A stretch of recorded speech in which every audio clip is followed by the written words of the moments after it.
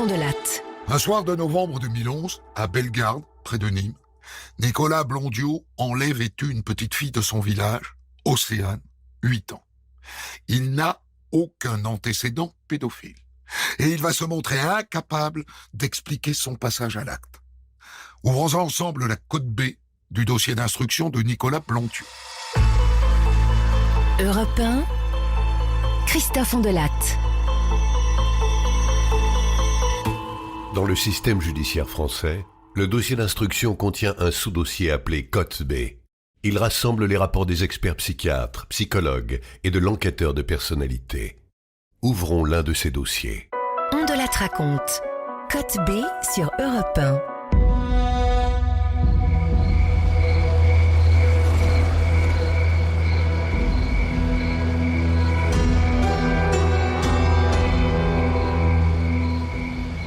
Le 5 novembre 2011, à 19h, les parents d'Océane, 8 ans, alertent la gendarmerie.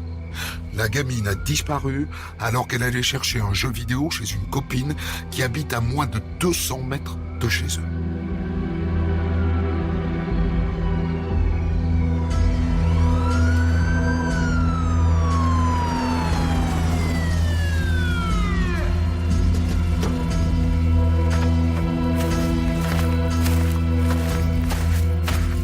Le lendemain matin, à 10h30, une habitante du village découvre le corps d'Océane dans un chemin à 3 km de chez elle.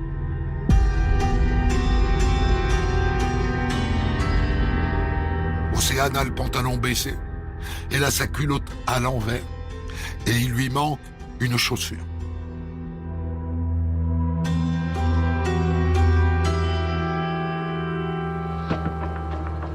Pour tenter d'établir le profil du tueur, la section de recherche de la gendarmerie de Nîmes sollicite l'aide des profilers du département des sciences du comportement.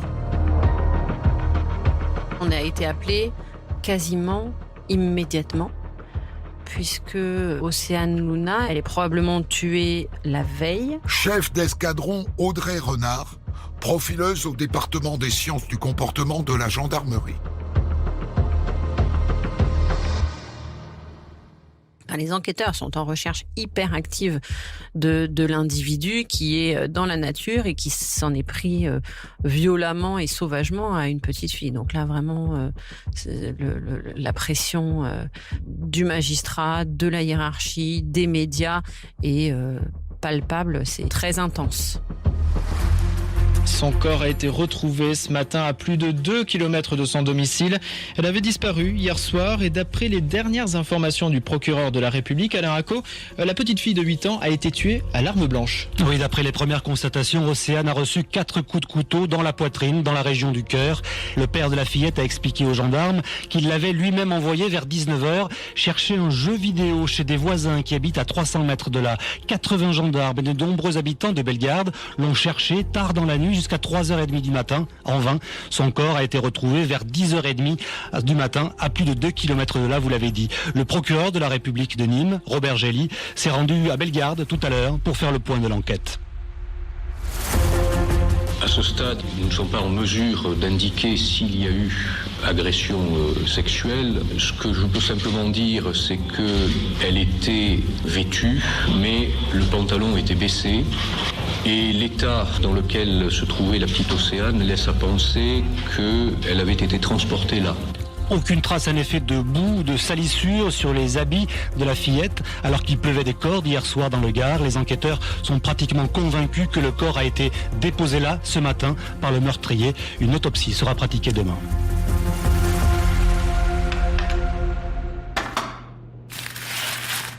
Là, on arrivera pour assister à l'autopsie. Les autopsies, en général, ça reste quand même des moments très particuliers, un peu hors du temps. On est à la fois focalisé sur ce qu'on est en train de faire et en même temps, si on prend un petit peu de distance sur là où on est et ce qu'on est en train de voir, ça paraît quand même assez assez étrange. Elle va durer 8 heures. C'était vraiment très très long. Il y avait pourtant 3 médecins légistes qui ont pratiqué l'autopsie, mais je pense qu'ils étaient vraiment dans le souci du détail. C'était très long, très fastidieux. C'était un moment complexe. Peugeot. Vous connaissez le dicton « On n'a jamais 2 fois l'occasion de faire une première bonne impression ». Et quand on est pro, la première impression, c'est aussi son véhicule. Alors venez vite découvrir la nouvelle gamme utilitaire Peugeot. Démarquez-vous avec son design distinctif et sa modularité exceptionnelle. Et avec près de 20 systèmes d'aide à la conduite, vous arriverez chez vos clients dans les meilleures conditions pour faire une deuxième bonne impression. Et jusqu'au 30 avril, Peugeot vous offre 3 mois de loyer pour tout achat d'un nouvel utilitaire en crédit bail. C'est le moment d'en profiter. Voir conditions en point de vente et sur Peugeot.fr. Europe 1. On de la raconte. Christophe Ondelatte. Un soir de novembre 2011, à Bellegarde, près de Nîmes, Nicolas Blondiot enlève et tue une petite fille de son village, Océane, 8 ans.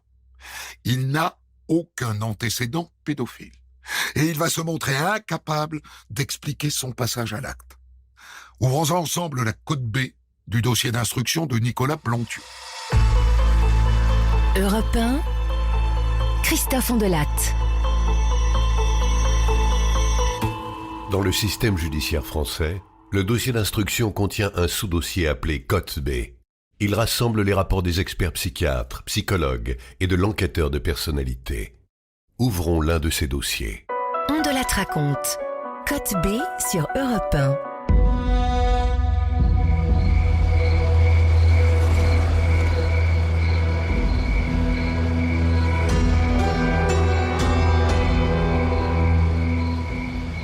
Le 5 novembre 2011, à 19h, les parents d'Océane, 8 ans, alertent la gendarmerie.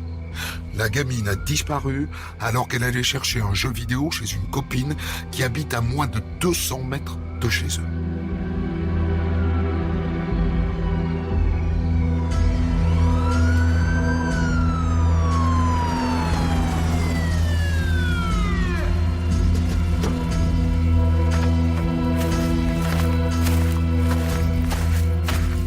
Le lendemain matin, à 10h30, une habitante du village découvre le corps d'Océane dans un chemin à 3 km de chez elle.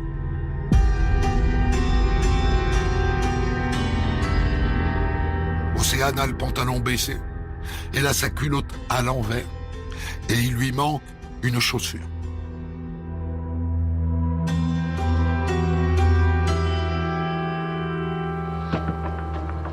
Pour tenter d'établir le profil du tueur, la section de recherche de la gendarmerie de Nîmes sollicite l'aide des profilers du département des sciences du comportement. On a été appelés quasiment immédiatement, puisque Océane Luna, elle est probablement tuée la veille. Chef d'escadron Audrey Renard, profileuse au département des sciences du comportement de la gendarmerie. Les enquêteurs sont en recherche hyper active de l'individu qui est dans la nature et qui s'en est pris violemment et sauvagement à une petite fille. Donc là, vraiment, la pression du magistrat, de la hiérarchie, des médias est palpable. C'est très intense.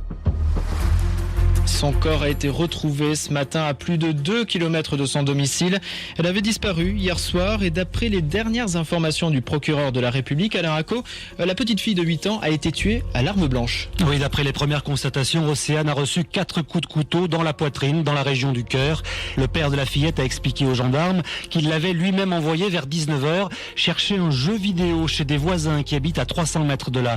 80 gendarmes et de nombreux habitants de Bellegarde l'ont cherché tard dans la nuit jusqu'à 3h30 du matin. En vain, son corps a été retrouvé vers 10h30 du matin à plus de 2 km de là, vous l'avez dit. Le procureur de la République de Nîmes, Robert Gély, s'est rendu à Bellegarde tout à l'heure pour faire le point de l'enquête. À ce stade, nous ne sommes pas en mesure d'indiquer s'il y a eu agression sexuelle. Ce que je peux simplement dire, c'est qu'elle était vêtue, mais le pantalon était baissé. Et l'état dans lequel se trouvait la petite Océane laisse à penser qu'elle avait été transportée là. Aucune trace en effet de boue ou de salissure sur les habits de la fillette alors qu'il pleuvait des cordes hier soir dans le Gard. Les enquêteurs sont pratiquement convaincus que le corps a été déposé là ce matin par le meurtrier. Une autopsie sera pratiquée demain.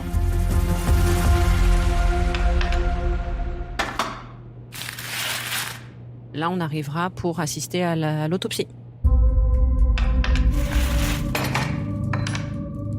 Les autopsies, en général, ça reste quand même des moments très particuliers, un peu hors du temps. On est à la fois focalisé sur ce qu'on est en train de faire et en même temps, si on prend un petit peu de distance sur là où on est et ce qu'on est en train de voir, ça paraît quand même assez étrange. Elle va durer 8 heures. C'était vraiment très très long. Il y avait pourtant 3 médecins légistes qui ont pratiqué l'autopsie, mais je pense qu'ils étaient vraiment dans le souci du détail. C'était très long, très fastidieux. C'était un moment complexe.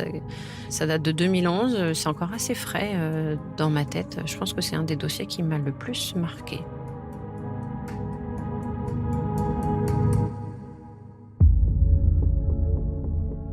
Selon le légiste, Océane a été étouffée par un étranglement et un bâillonnement.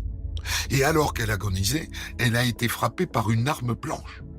Il révèle 4 plaies au niveau du thorax, dont une mortelle au niveau du cœur.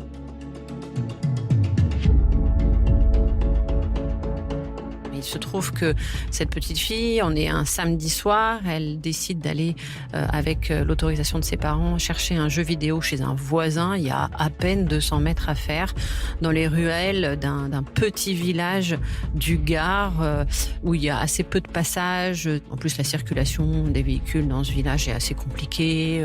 C'est des toutes petites rues, à sens unique pour la plupart. On est samedi soir, on est au mois de novembre, il fait nuit, il pleut. Et cette petite fille a vraiment peu de mètres à faire pour arriver à son point de destination. Et elle disparaîtra sur ce trajet-là. Les enquêteurs, au départ, se disent qu'ils ont nécessairement affaire à un prédateur sexuel. C'est la piste qu'ils envisagent tout de suite.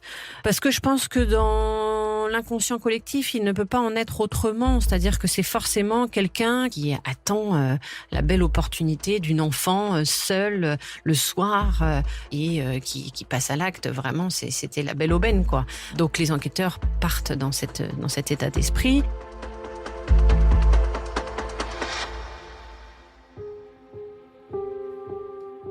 Je pense que c'était quelque chose qui n'était pas du tout dans l'ordre de ses intentions initiales.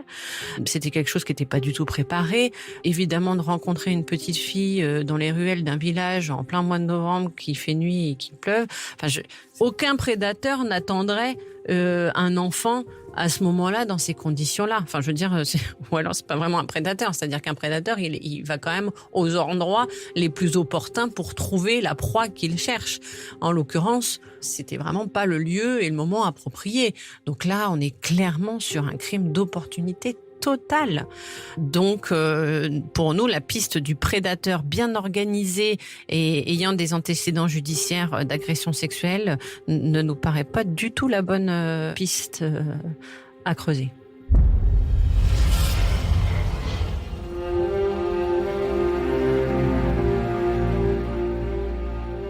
Sur le corps d'Océane, les experts relèvent des taches de sperme. L'ADN qui en est tiré est immédiatement soumis au fichier des auteurs d'infractions sexuelles et violentes. Mais ça ne matche pas. Et donc le meurtrier n'est pas un récidiviste.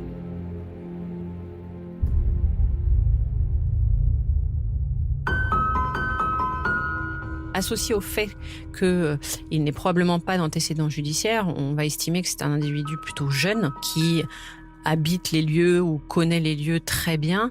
Peut-être a-t-il déjà croisé la victime d'ailleurs, ça n'est pas impossible, puisque tout le monde se connaît dans le village. Et il se trouve que là, on sait que l'individu a un véhicule, puisque la petite fille est déposée à plusieurs kilomètres de là où elle sera retrouvée. Et donc, il a utilisé un véhicule. Et tous les habitants nous le disent. En fait, un véhicule ne passe pas inaperçu. Les gens se croisent, se reconnaissent. Donc, quelqu'un qui viendrait de l'extérieur à cet endroit-là, pour y faire quoi? On est dans un petit village, il n'y a pas de commerce, il n'y a pas de bar. Enfin, il n'y a rien vraiment à y faire, sauf à y vivre ou y aller parce qu'on y est invité. Mais je veux dire, c'est forcément quelqu'un qui connaît très bien les lieux et qui est connu des environs. C'est pas quelqu'un de l'extérieur qui vient dans ce lieu, c'est impossible.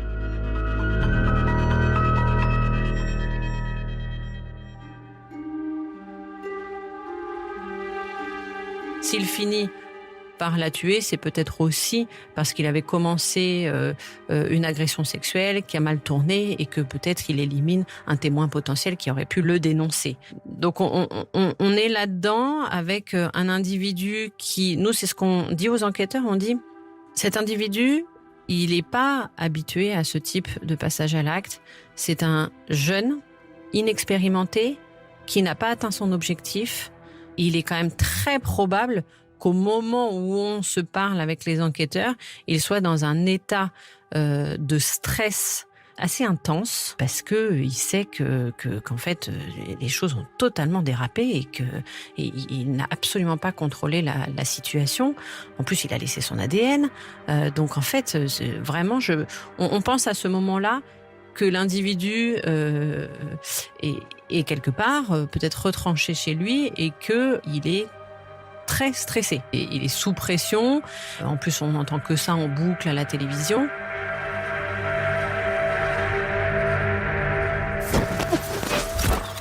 Pour tous les habitants, évidemment, c'est le choc. Ils témoignent ce matin au micro Europe 1. J'avais souvent passé par là à l'école, là, tout le temps avec le sourire et franchement, je suis dramatisé, quoi. Choqué. Je pensais jamais qu'il se passerait quelque chose comme ça sur ce village, quoi. C'est vrai qu'en grande ville, on voit toujours des choses inimaginables, mais là... Vous êtes inquiète, là, dans le village aujourd'hui? Un petit peu, ouais. Les gens qui ont des enfants en bas âge, quoi. Personne n'aurait pu imaginer ce drame, hein, c'est normal. Hein. Attends, si on pouvait tous imaginer qu'il allait avoir ça, on serait tous dehors à attendre ce prédateur-là. C'est pas là. Il y a la haine. Pire que la haine, je n'ai pas les mots.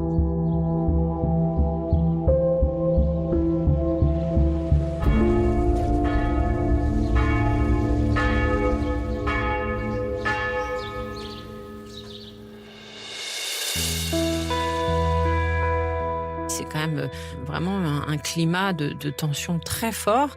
Et on dit aux enquêteurs qu'il faut absolument profiter de cet état pour le faire, comme on dit, un peu sortir du bois. L'idée, là, c'était de susciter chez lui une réaction visible de son entourage qui nous permette de l'identifier le plus rapidement possible.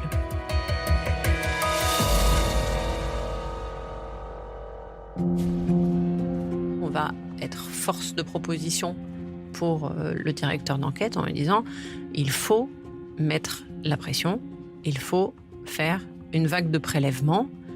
Nous avons un ADN, nous savons qu'il est du coin, nous savons que c'est un homme.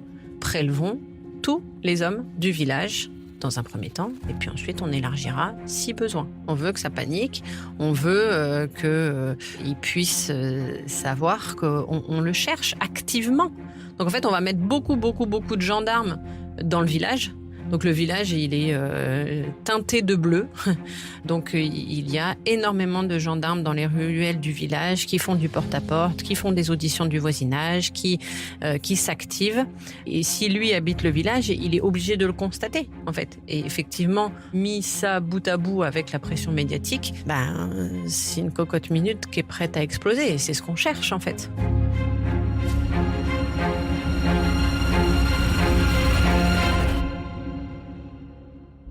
Les gendarmes décident alors de prélever l'ADN de tous les hommes du village, en espérant que ça fasse bouger le violeur et le meurtrier d'Océane. Et ça marche. 3 jours après la mort de la petite fille, un homme se dénonce à la gendarmerie. Il est du village, il s'appelle Nicolas Blondiot, il a 25 ans.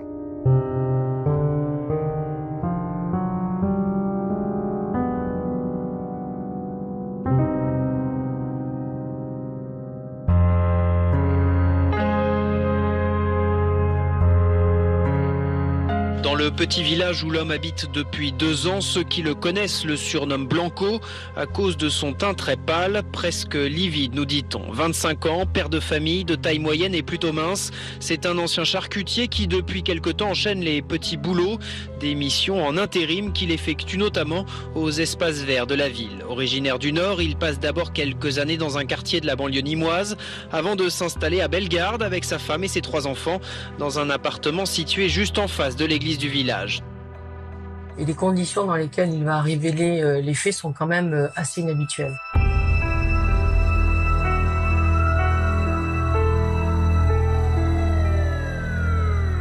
Maître Laurence Bourgeon, avocate de Nicolas Blondiot. Il est avec sa compagne. Il va entendre les gendarmes qui passent. Il sait que des tests ADN vont être faits sur les gens du village, dont lui, bien entendu. Et à ce moment-là, il s'écroule en pleurs et il dit à sa femme que c'est lui qui a commis les faits. Au moment où passent les gendarmes, selon lui, il se dit, ils sont venus pour moi, ils vont m'arrêter, ils vont savoir. Donc il y a une pression qui se passe pour lui et il se sent obligé de parler. C'est pas quelqu'un qui avait des antécédents de cette nature, c'est pas quelqu'un qu'on peut présenter comme étant attiré spécifiquement par des enfants ou des adolescents. Donc ça peut être le poids de ce qu'il a commis, puisqu'il est quand même le père de plusieurs enfants. Donc c'est difficile de savoir pourquoi est-ce qu'il s'effondre, mais en tout cas, il va expliquer que le jour où tout se passe, il est pas bien, qu'il va avoir consommé de l'alcool, il est séparé de sa femme, mais il retourne régulièrement chez elle pour s'occuper des enfants. Les faits vont se passer. Donc c'est quand même très inhabituel d'avoir quelqu'un qui vient et qui dit à sa femme, c'est moi, je me rappelle plus de rien, mais c'est moi, voilà. Et il va dire, je vais chez les gendarmes.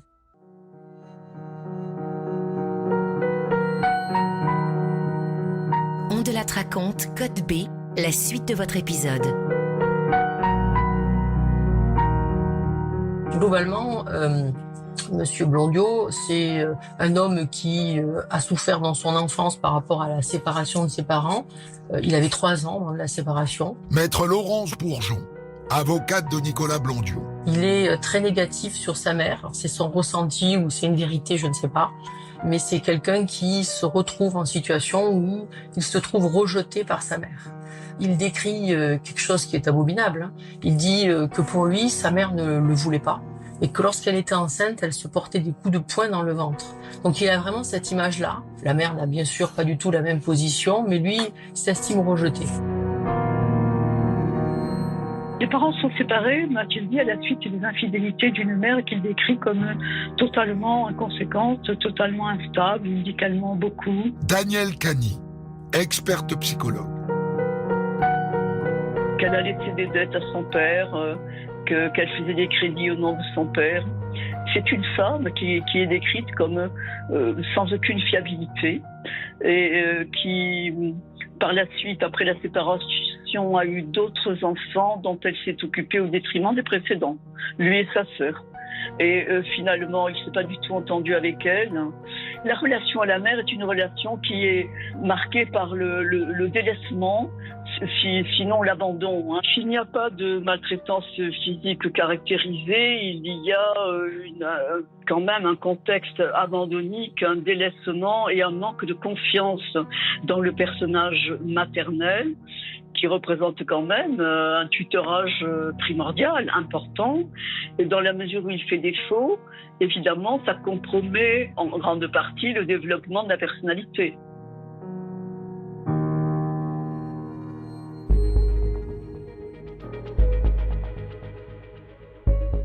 Code B22, expertise psychologique de Danielle Cani. Nicolas Blondiot a grandi dans le Nord, chez sa mère, jusqu'à l'âge de 12 ou 13 ans. Puis il est parti vivre chez son père et il nous dit « J'y suis allé pour les vacances, je ne suis pas revenu chez ma mère. »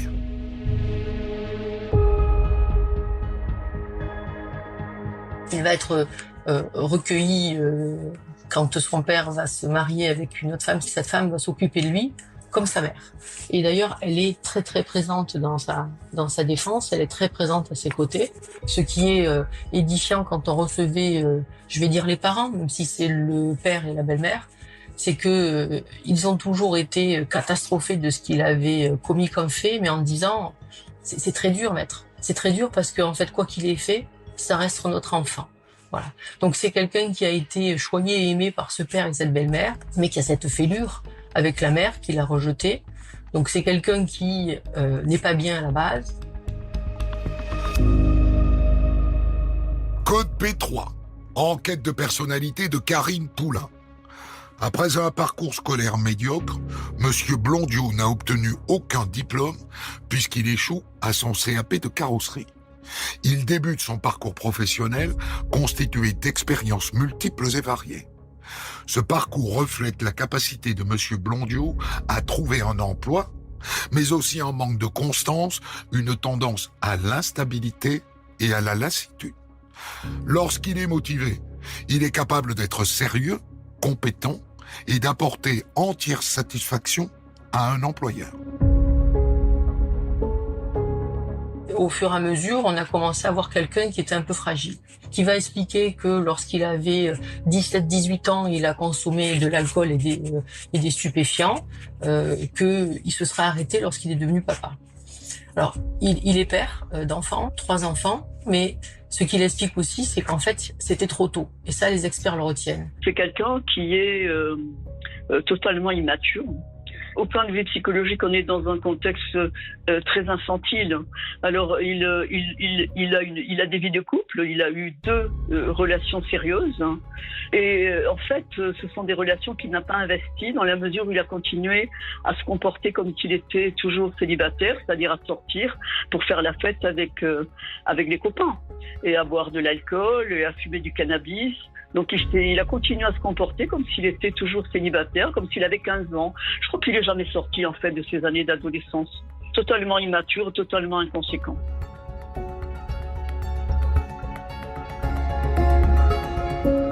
Et on se rend compte dans ce dossier qu'il est devenu père trop tôt, il le voulait pas forcément. La juge d'instruction s'était même posé des questions en lui disant que dans son parcours sentimental, on relève toujours qu'il a toujours eu, chaque fois qu'il avait une compagne, un enfant qui arrivait. Puisqu'on a une autre femme avec qui il a eu, elle est tombée enceinte et ils ont mis fin à cette grossesse. Donc la question c'était de se poser pourquoi il y avait toujours une parentalité dès qu'il était avec une femme.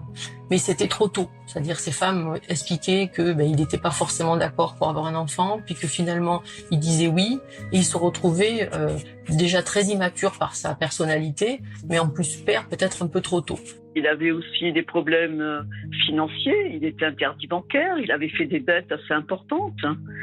Donc c'est quelqu'un qui perd peu à peu la maîtrise de son existence, et je dirais même qu'en fait la maîtrise de son existence, il ne l'a jamais eue.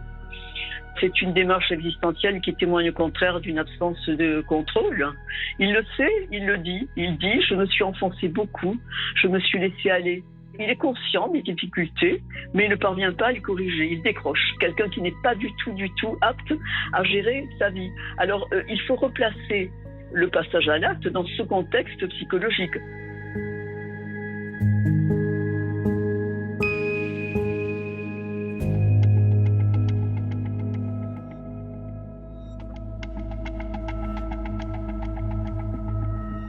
Code B22.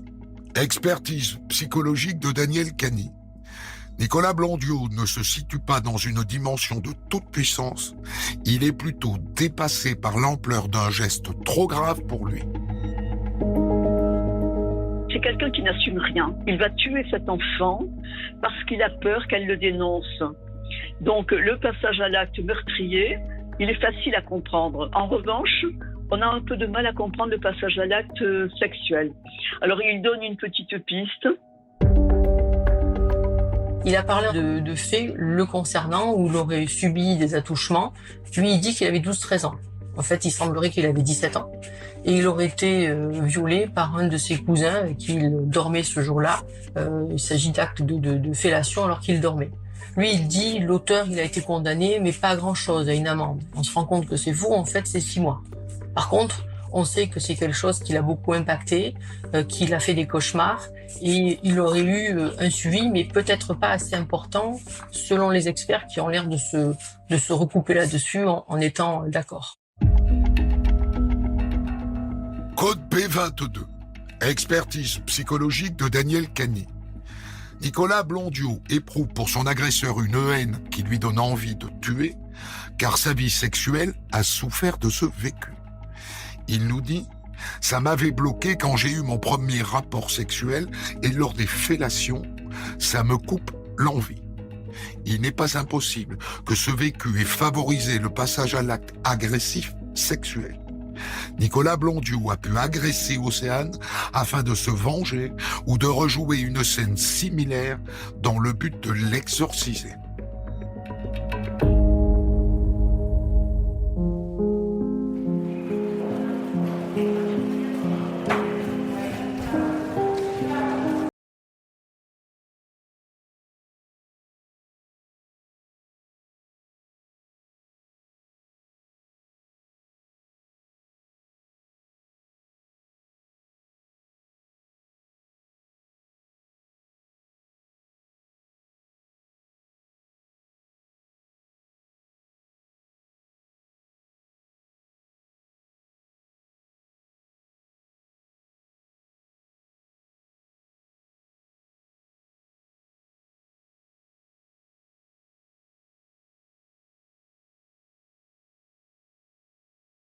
De ces dossiers-là, ça c'est sûr. La cour! Mais nous, on est du côté du banc de l'accusé et on est là pour comprendre l'incompréhensible. Et ce qui est déstabilisant, c'est que même lui ne comprend pas, mais qu'il a envie de comprendre. Parce qu'on a des fois des personnes, en fait, qui vivent avec et qui ne veulent pas comprendre parce que ça fait partie d'eux-mêmes et ils ont un côté sombre, vous voyez. Et lui, ce côté sombre, il l'admet pas et c'est quelque chose qui le blesse et il a besoin de comprendre. Voilà.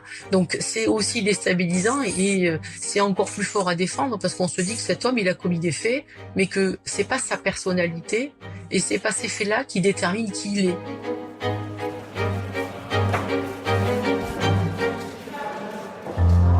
Quel que soit l'adversaire, il faut y aller. C'est-à-dire, soit on prend un dossier et on y va à fond, soit on ne prend pas le dossier.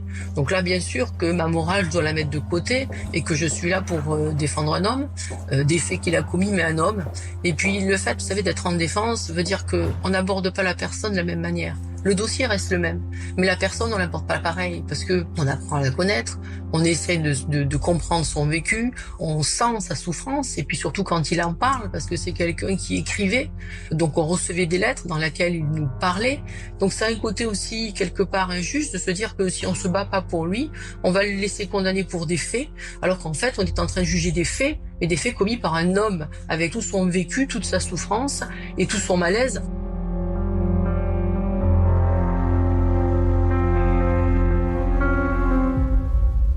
Faites entrer l'accusé.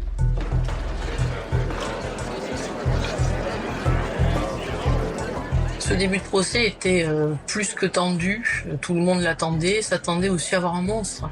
Et quand il rentre dans la salle, il rentre en hauteur par rapport aux personnes qui sont dans le public, et en fait il ressemble à Monsieur Tout-le-Monde. C'est ce qui est très déstabilisant pour toutes les personnes qui s'attendaient certainement à voir un homme monstrueux qui ressemble à son acte.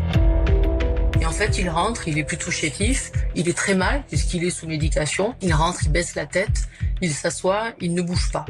Et quand les parties civiles rentrent en décalé, il y a une haine, ce qu'on peut comprendre, vis-à-vis de lui, qui fait que les parents sont ulcérés, énervés, s'en prennent à lui, ce qui ne se passe pas normalement pendant une audience, puisque tout le monde reste silencieux, mais à la vue de l'auteur, de l'homme qui a tué leur enfant, le père a perdu son sang-froid. On a beaucoup de presse qui est présente, la salle elle est comble, et le dossier va pas forcément se passer de manière sereine. Il y a beaucoup trop de tension dans ce dossier, parce que il n'y a rien qui vient à sa décharge. Quand on lit l'ordonnance du juge d'instruction, elle le renvoie en rappelant les faits, en rappelant la personnalité, et il n'y a qu'une seule phrase sur l'élément à décharge, c'est qu'il a dit que c'était lui qui avait commis les faits. C'est le seul élément à décharge. Tout le reste ne fait que l'accuser, tous les détails le rendent encore plus abominable parce que c'est un père, parce que les actes sont abominables. Il va même jusqu'à dire que les faits se déroulent, il explique l'horreur de son geste, d'abord à l'avant de la voiture, puis qu'il va aller à l'arrière, qu'il va enlever le siège enfant de son propre enfant pour avoir plus de place. Donc il décrit tous ces gestes dans une horreur abominable sans pouvoir expliquer ce passage à l'acte.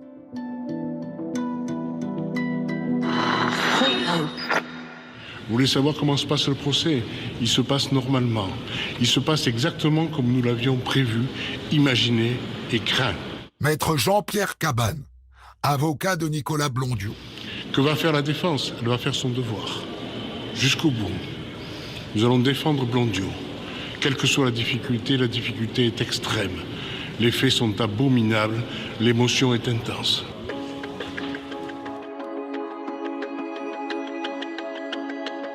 Il sait qu'il risque gros, mais il dit « Je ne sais pas, dit-il, comment c'est venu.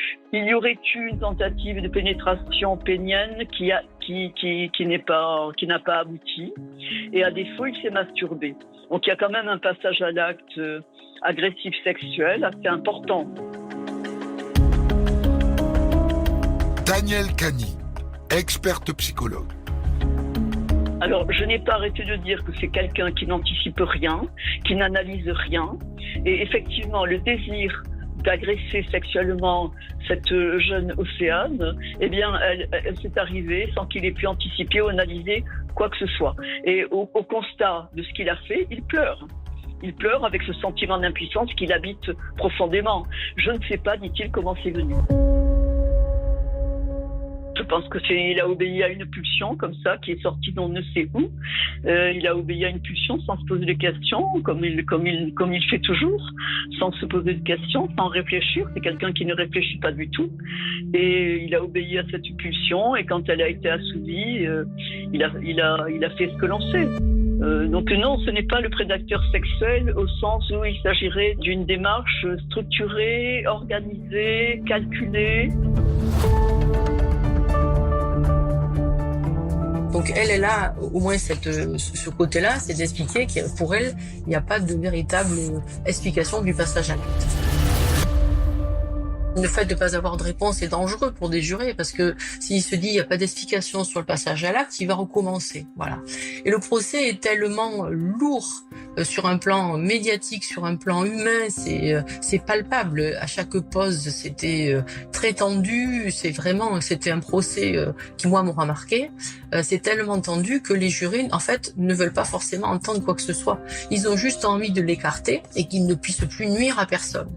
Et la difficulté qu'on a eue dans ce dossier, c'est que l'avocat général qui était présent a demandé, et moi c'est la première fois que je l'entendais, parce que ça a été très peu prononcé en France, il a demandé une perpétuité réelle.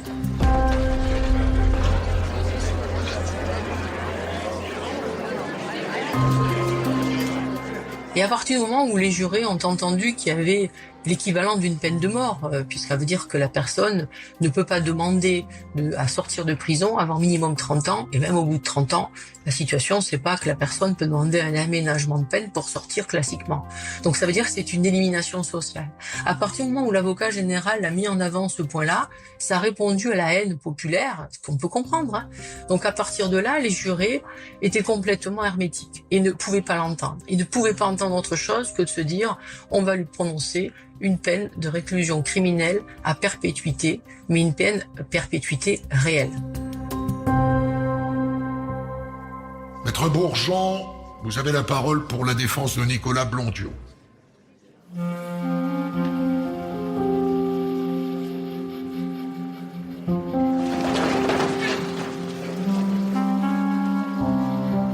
Et quand on se lève, on se dit que c'est mission impossible. Et on se dit de toute façon, il n'y a rien à faire, mais il faut quand même se battre. Il faut quand même expliquer que cet homme, c'est un père, il y aura des conséquences. Il faut quand même expliquer que c'est l'enfant de quelqu'un et qu'il n'était pas prédestiné à commettre ça. Et c'est d'autant plus déstabilisant de se dire qu'il a pu commettre ça et que les experts nous disent on ne comprend pas. On ne comprend pas ce passage à l'acte. Donc la mission, quand on se lève, c'est terrible. Mon associé avait eu une phrase en disant qu'on avait l'impression de tirer sur l'ambulance. C'est-à-dire qu'il n'y avait plus rien à dire. Tout ce qu'on disait était à charge. Vous savez, un procès, c'est à charge et à décharge. Et des choses à décharge, on n'en a entendu aucune. Aucune. Parce que quand vous venez témoigner et que vous savez que la personne a tué un enfant dans ces conditions-là, bien vous regardez plus la personne de la même manière. Donc tous ceux qui auraient pu dire des choses humaines chez lui, comme ses parents et sa famille, n'étaient pas entendus et personne ne voulait les entendre. Qu'il soit le père de quelqu'un, plusieurs enfants, qu'il soit le fils de quelqu'un qui ait eu des moments normaux, gentils, qu'il était quelqu'un qui avait travaillé, qui était inséré, ben tout ça a été balayé par son geste abominable. Donc, quoi qu'on dise, de toute façon, tout était à charge.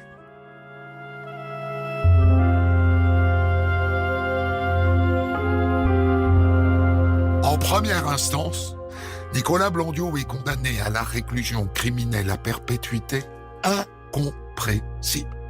Cela signifie qu'il ne pourra pas demander d'aménagement de peine avant d'avoir effectué 30 ans de prison. C'est une peine rarissime. Jusque-là, seuls 2 criminels y ont été condamnés, Michel Fourniret et Pierre Baudin. Et ce verdict est confirmé en appel.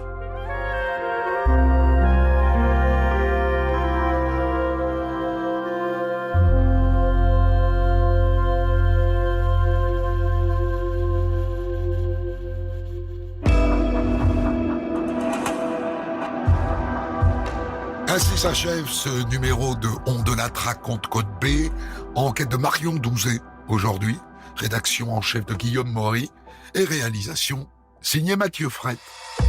Retrouvez On de la raconte Code B tous les vendredis et samedis dès 6h sur votre plateforme de podcast.